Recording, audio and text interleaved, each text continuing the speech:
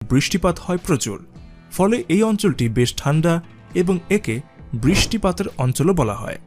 তবে এখানে শুধু চা বাগান দেখে যাবেন তা হয় না, এখানে আরও আছে মাধবকুণ্ড জলপ্রপাত, বাইক্কা বিল, রাবার বাগান, লাউয়াছড়া জাতীয় উদ্যান, গ্র্যান্ড সুলতান টি রিসোর্টের মতো ঘুরে দেখার মতো অনেক জায়গা। চাইলে একদিনে আপনি শ্রীমঙ্গল ঘুরে আসতে পারেন। আর এই একদিনে শ্রীমঙ্গলের ট্যুর প্ল্যান নিয়েই আমাদের আজকের ভিডিও।